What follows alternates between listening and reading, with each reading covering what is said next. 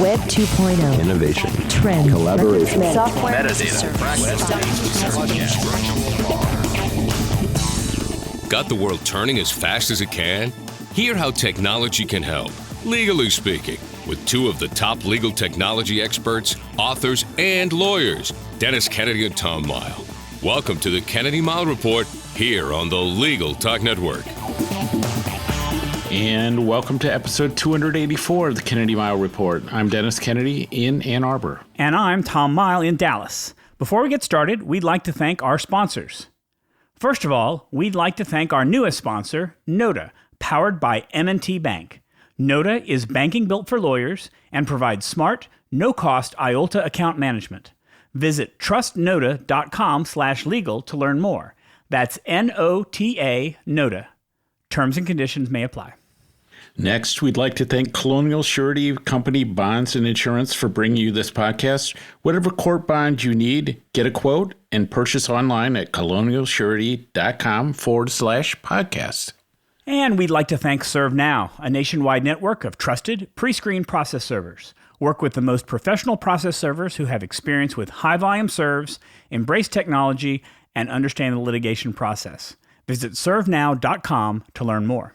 And Tom, I just keep seeing so many new podcasts announcing their very first episodes these days. So I think it's important that every now and then we mention that at 15 years and counting, this is the longest continuously running legal tech podcast out there. Oh, yeah. In our last episode, we talked about the 2021 Virtual ABA Tech Show and our thinking about where legal technology conferences might be headed in the near future. In this episode, we return to our big personal knowledge management project that we are calling the Second Brain, and the fourth and final pillar of our effort, something we call sharing. Tom, what's all on our agenda for this episode? Dennis, in this edition of the Kennedy Mile Report, we will indeed be returning to our Second Brain project, specifically the sharing part. In our second segment, we're going to do another round of our new Hot or Not, this time something about desktop computers. And as usual, we'll finish up with our parting shots, that one tip, website, or observation that you can start to use the second that this podcast is over. But first up, our Second Brain project and the fourth and final pillar that we're going to be covering, and that is sharing. In the first three parts, we covered capture, how we go about collecting the information that's going to go into our second brain, organize, what do we plan to do to use to store that information, organize it that's useful to us, and then action, how we can take action and really use what we're storing in our second brain. Sharing should be an important part of this project for us because of our interest in collaboration, but I'm thinking I may have a very different opinion on this subject than Dennis, so we'll see how important it is to me versus Dennis. We're probably going to handle this topic, again, like most, in two parts. In this episode, we'll focus more on the theoretical and some of the problems that might arise. And so, Dennis, why don't we start off by asking you what you mean by sharing, and then let's see where we might differ. Well, I think that I'm going to use sharing in a couple different senses, so we're gonna have to work through this. But I came up with what I call a three-category approach, and I guess that's probably the best place to start. And then also I think there's an internal and external dynamic, which is one of the things we've always focused on in our collaboration tools book. So let's talk about the three-category approach first. So first category I have is sharing between roles that we have. And so that will be the first one. So that's kind of, we have personal roles, we have work roles, we have organizational roles. Then I think there's sharing between people. And that could be sharing with individuals or sharing with groups. And the third category, which is something I've really struggled coming up with a name with, but I currently am calling it function/topic/task. And so that means I might share the information I have from where I have it at one place into something else that I'm doing that's more functional. So I might want to pull things into the workspace I have for writing or for speaking or for doing presentations or for, for video or for research. And so I see those three buckets, and then the sharing actually is the data moving between those. And I use those three categories.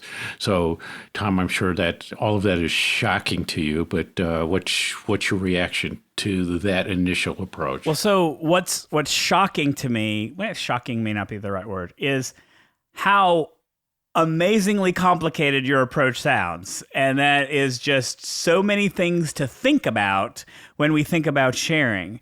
And so I'm not sure that what you just described is a definition of sharing. It feels like a framework for how you plan to share and some of the ways in which you might share. But here's where I think we're going to where we wildly differ. And I've mentioned this in other previous episodes of The Second Brain. I consider my second brain to be my second brain. It's for me. It's not for other people. And so to the extent that you'll be sharing with people outside of you, that's probably not where I'm going to go. If I choose to share from my second brain, it's going to be in the context of what I plan to share. So it might be a blog post that's made out of something that I kept in my second brain, or a tweet, or an article, or a book that I'm writing. It might be a collection of links that I choose to share, but it won't be giving someone access necessarily. But let's hold that thought, because I can think of some things using Notion that I might want to do something like that in. But I'm not going to share individual pieces of my second brain with other people. Now, the sharing between parts of yourself, and maybe that's kind of more of an internal sharing is what you're talking about. I have a different way of thinking about that, and we can talk about that more in just a little bit. But I'm curious, because it feels to me like the reason why you're approaching it the way that you are, with so many different contexts in which you might share, it's because you're defining your second brain to include literally everything you have or ever had, every document, article, anything possible that's out there. And my second brain isn't going to be built that way, because it's going to be more like the people who talk about building a second brain are. It's things that resonate with you, that you are going to keep for a specific reason that you have down the road, not just the you never know when I might need this type thing. Right. And so I think one of the fundamental insights for us and people who've listened to this series of podcasts is when you talked about the distinction between filers and pilers, and we realized that you were a filer and that I'm a piler. And so my notion is, yes, my second brain is for me. I agree with you on that. But wait, hold on. But let me give it a further distinction, because to me, filers and pilers is part of how you organize something. I would say that you're a piler in the sense that you're collecting everything.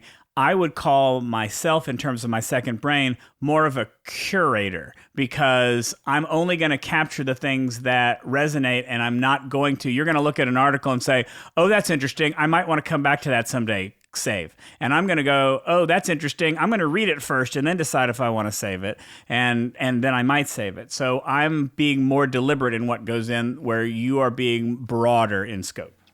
Right, because I don't want to do that work on the front end. And I also realize, and we've talked about that, I think you're a lot better with notes than I am, and you're a lot better about labeling than I am. So, but I still say I want it to capture the universe of everything that's usable for me, and then to actually make it usable. So it needs to move in certain ways. And there's going to be this part. So let's talk a little bit about my notion of internal sharing versus external. So I would say primarily for me, what I'm interested in is being able to share between my own projects and tools. So a classic example for me is if I'm teaching a class that I've taught before, I would like to go back and pull the slides or certain slides from what I did the year before. And I would like to do that in a really easy and seamless way. So within those projects, I want to make that easy to share. I want to be able to say, oh, I'm looking at this topic. I want to pull all the research together. So, and if it is in one project versus another, I want to be able to move that between there. So is that you can think of it as I'm sharing within my own brain or sharing between projects in an odd sort of way. So it's collaboration, but I would say like the collaboration is of the data, and it's for me specifically. Then I think there's the external sharing, which is, do I want to share certain things with certain people in certain circumstances? And we sort of started this out, right, Tom, the whole Second Brain project with the raindrop.io experiment, where we said, hey, is there a way that we can actually share bookmarks in a useful way? So we find things, maybe they're for the podcast and other things, but I have access to what you did. And you could have shared research, shared, if you work on somebody on presentations or other things, it'd just be easy to share with them. But I don't, and then you've kind of extended this other thing of sharing it in the form of blog posts or other things like that, which I actually hadn't thought of, because I sort of conceive of that as an internal project that then gets published rather than a sharing. But I actually think you're right on that it is another category of sharing, because you like to say, I grab this stuff and then I'm able to pull it into something that becomes a blog post or whatever. So that internal versus external has a big impact on who I might share it with. And then as we talked about before the show, Tom, I think that then I start to think very carefully about what I would share and with whom. So here's what I'm intrigued about. When you talk about internal sharing, you use the terms move from one place to another. And I don't want to get too far into the how, because I suspect that will be part of the next part of our discussion about sharing. But I do view that I would be internally sharing things with myself, but the way that I think about that in using a tool like Notion is, rather than moving things from, I would rather be linking things to. So I would set up a page for your class that I was going to do, and I would automatically have a database with all of my previous things before that I've done, and I would put that database, a copy of that database, into this class, and I might filter it to say, filter to only show previous presentations where I've spoken about innovation and or automation. And it would only surface those things where those particular things came up. So when it comes to internal sharing, I'm all about making it as easy as possible, like you describe. And to me, that move to feels like it's an extra step. And so I'm hoping you mean linking, but tell me what you're thinking. I actually think there are two things, and you kind of helped me understand this a little bit. So there is one part of me that says, oh, what I would like to do is just be able to link to things that are about what I want to work on. So that is definitely one thing. But in the sort of purest form of Second Brain, if you looked at like all the PowerPoint slides that I've done, say for a class, or on a topic, I would actually like to be able and have this happen automatically to carve all of those individual slides into one database, and then make that usable. So it's not I'm linking to presentations, because it's actually kind of hard to me to duplicate PowerPoint presentations like in a really easy way. But sometimes I just want to grab one slide. So there is that part where, and this I think gets to Tom when you and I had talked about automatic tagging versus kind of figuring out what your tags are going to be. I kind of like to say, like, there is a part of me just wants to get just really chop all this stuff up so I can reuse it in different ways. But I want that to happen automatically without me thinking about it. So almost two things going on. Where, and a lot of times I would just do exactly what you would say, of link to things and find what I want. But another part what I would say is, like, let's just dig in and get into these component things and let me find something else that might be useful. So what I'm hearing is you would like a tool that would automatically take a presentation you've given in the past and automatically understand which slides are important to you and which slides are not, and get rid of the garbage without you having to make any thought about them. No, not that at all. So what I would want them to do is just carve it up and then either tag it or index it in a way that I could find individual slides. So you want it to understand how you would tag each slide. Right. And I'm okay if it's, it doesn't even have to be 80-20 for me, because I'm never going to tag individual slides. I'm just never going to do it. So anything I can get, whether it's,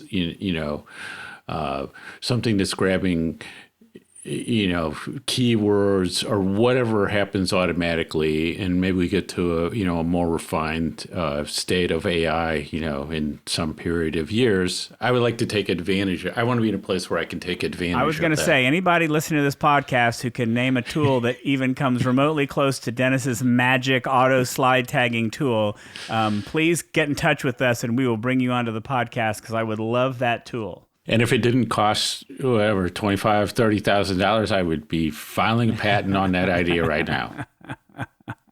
So let me get to the external part, because I don't plan to share things from my second brain the way that you describe them. So when we talk about things like Raindrop.io, I love that tool. And many times I've thought about putting together a collection of links, like, for example, on collaboration tools, and just sharing that via a blog post, or say, hey, look, I've curated these links. Feel free to go look at them. But they're within Raindrop, and Raindrop is not part of my second brain. Raindrop is an adjunct to that. And so I view that I'm sharing it, but I might have taken that information out of my second brain and saved it in Raindrop to get that done, or I may just have saved it there to begin with. So I don't know that I still am going to think that any information that comes out of my second brain is more likely going to be put into some other type of content and shared, rather than sharing something directly. Now, it might very well be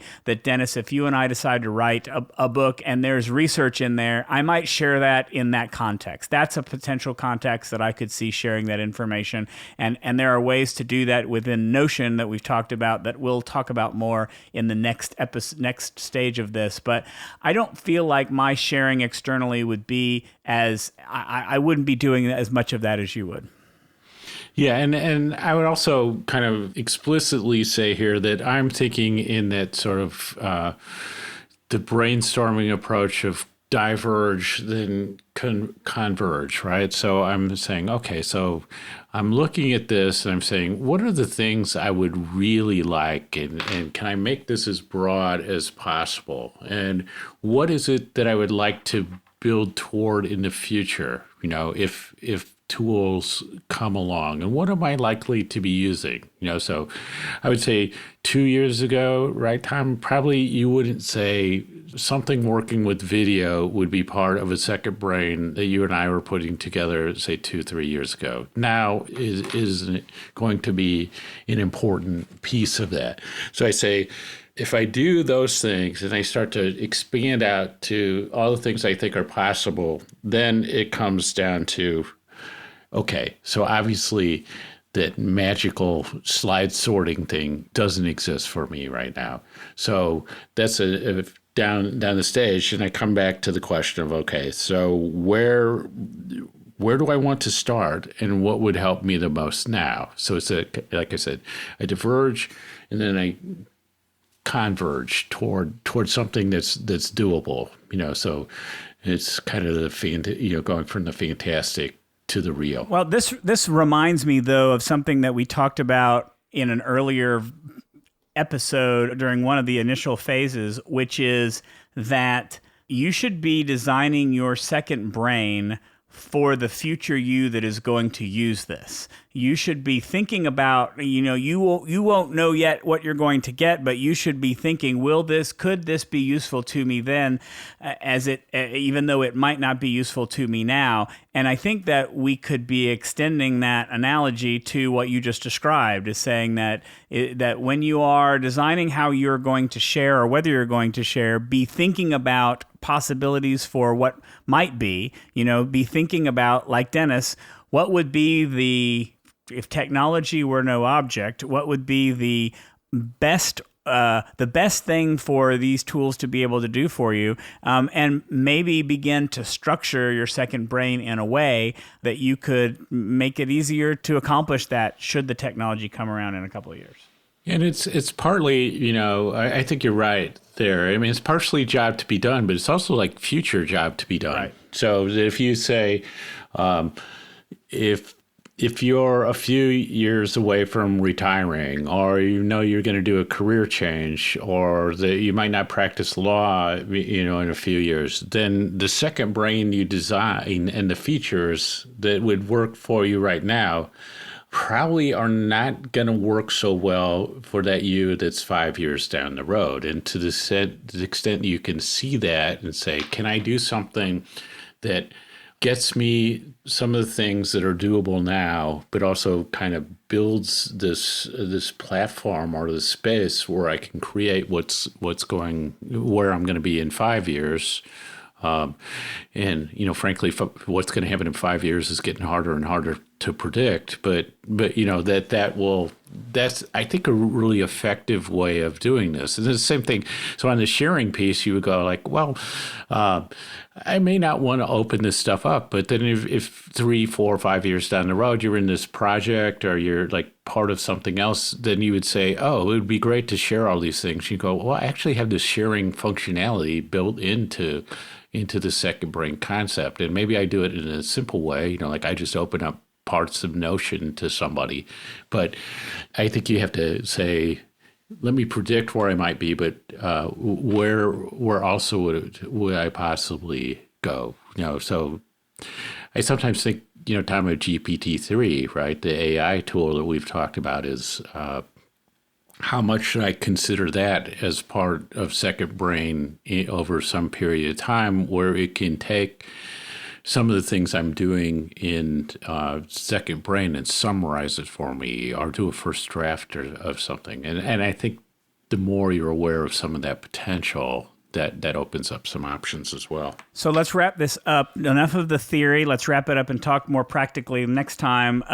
What can people be doing between now and then? I think basically the thought is to go through the exercise that you went through.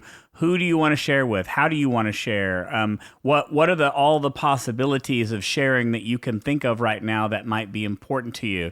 And then we can kind of maybe put that more into practice in the next episode. Dennis, do you have any other advice? Yeah, so I would flip that as well. And so this would usually be your point, Tom. But I would also think, what is it that I don't want to share? And who don't I want to share with? And what do I learn when I go through that exercise? Because that's the flip of it, and that can be helpful to you.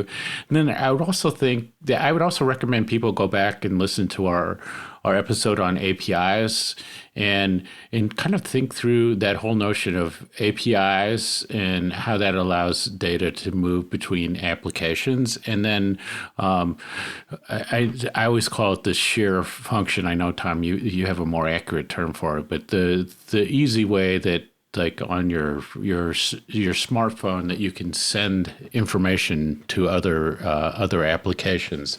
That I think is another useful thing, where you'd say, in the second brain, I would like to, if I'm using Notion as the base, that sort of send to Notion or share to Notion is going to be a really important concept.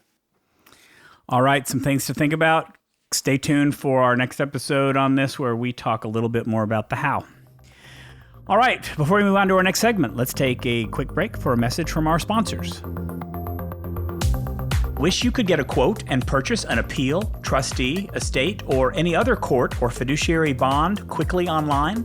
Colonial Surety Company has every bond you need and is a direct insurer that's U.S. Treasury listed, licensed in all 50 states and territories, and rated A Excellent by AM Best, so you can be confident it's a trusted resource. Get started at colonialsurety.com/podcast. Looking for a process server you can trust? ServeNow.com is a nationwide network of local, pre-screened process servers. ServeNow works with the most professional process servers in the industry, connecting your firm with process servers who embrace technology, have experience with high-volume serves, and understand the litigation process and rules of properly effectuating service. Find a pre-screened process server today. Visit www.servenow.com. You went to law school to be a lawyer, not an accountant. Take advantage of Noda, a no-cost IOLTA management tool that helps solo and small law firms track client funds down to the penny. Enjoy peace of mind with one-click reconciliation, automated transaction alerts, and real-time bank data. Visit trustnoda.com/legal to learn more. Terms and conditions may apply. And now let's get back to the Kennedy Mile Report. I'm Tom Mile. And I'm Dennis Kennedy, and it's time for our new segment we call Hot or Not.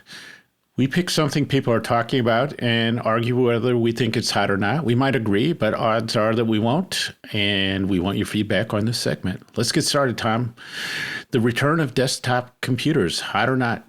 Well, I would say, judging by the numbers, I would say hot-ish. I mean, and over the past year, PC shipments have increased like by 11%. And I think it's expected to increase this year again. So, one of the funny things was I went back and I did a search through our earlier podcast, and I was searching for the term post-PC era, which was something that we were really hot on talking about, that saying that the tablet was heralding the end of the PC, and it's not gone. Now, I think that you have to consider over the past year what has led to the increase in sales of PCs. I think, one, there are a couple of constituencies who are responsible for this. One, creators.